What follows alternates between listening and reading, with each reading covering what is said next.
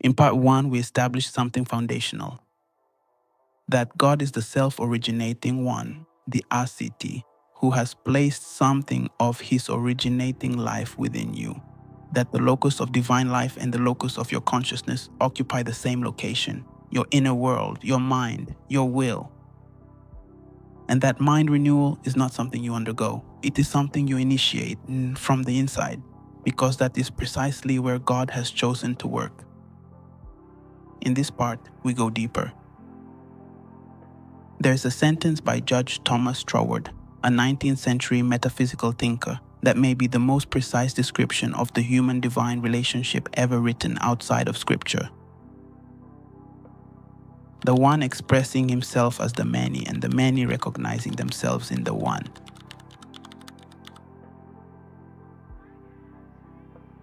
It is not poetry, it is a philosophical statement of extraordinary precision. And once you see what it means, the logic of mind renewal becomes not just spiritually compelling, but rationally unavoidable. To understand it, you need two words.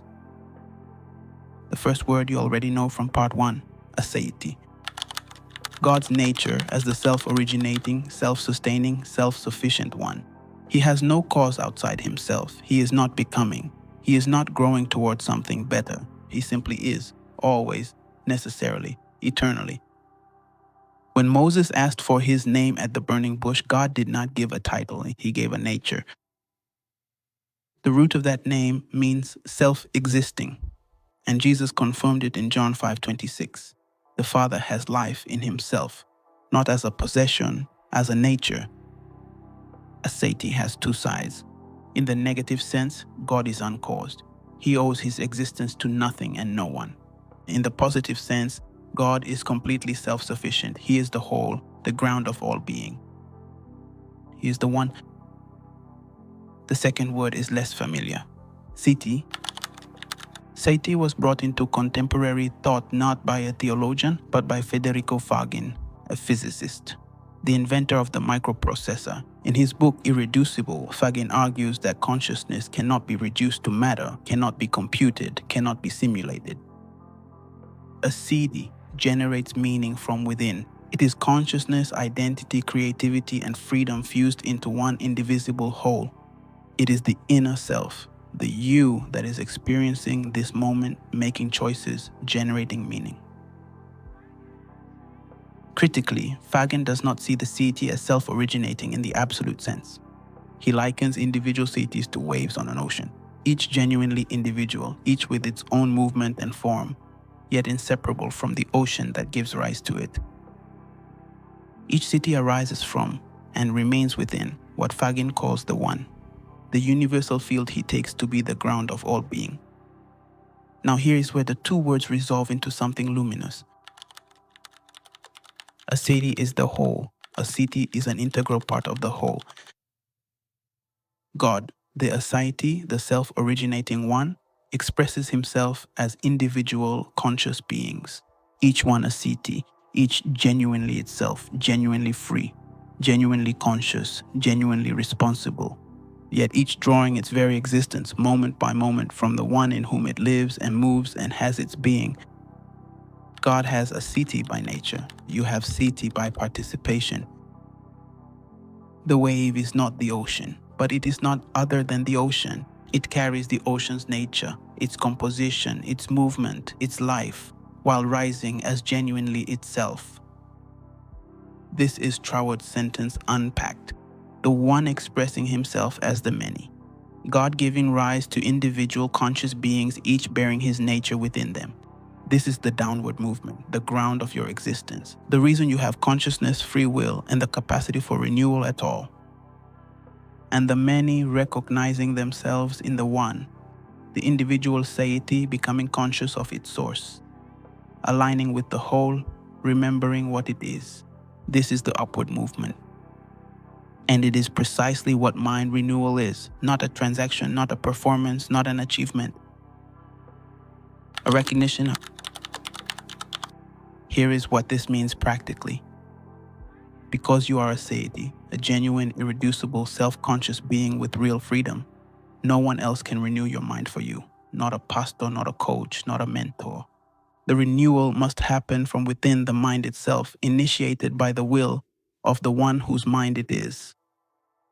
But because you are a seity that arises from the aseity, because the one has expressed himself in you, placing something of his originating life within your inner world, you are never without the resource to do it.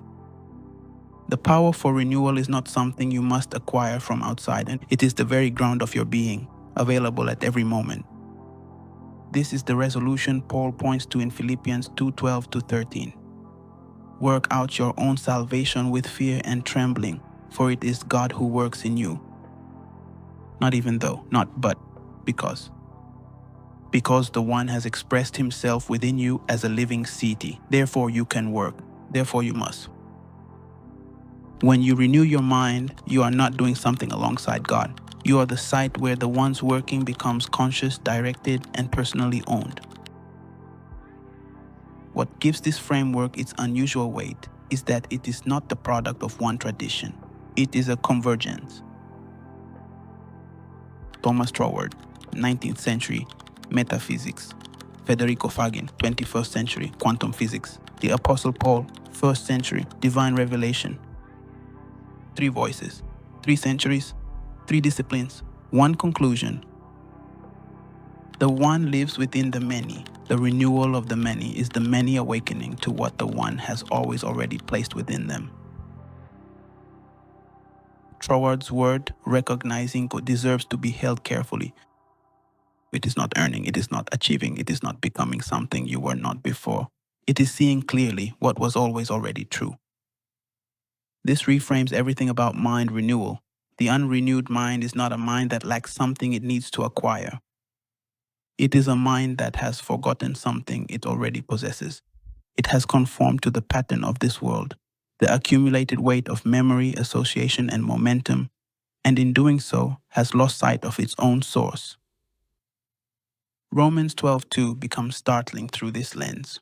Do not be conformed to the pattern of this world, but be transformed by the renewing of your mind. The pattern of this world is not primarily outside you.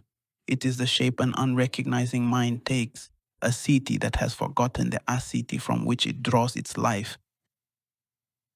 Renewal is recognition. Transformation is the natural consequence of a seity that has remembered what it is. Mind renewal is your sole responsibility, not because God is uninvolved, but because of precisely how He is involved. He is involved as the aseity, the whole, who has expressed himself in you as a genuine seity, a real inner self, a real freedom, a real consciousness that generates meaning from within. To override your will would be to undo the very gift He gave, the gift of genuine selfhood, genuine freedom, genuine participation in His nature. And so He works from within as the ground of your willing and acting, waiting as it were for the many to recognize themselves in the one. That recognition is the beginning of everything. If part 1 gave you the responsibility, part 2 gives you the resource. Read the full article at albertblibo.com. The link is in the description. And if this series is opening something in you, share it with someone who needs to hear it.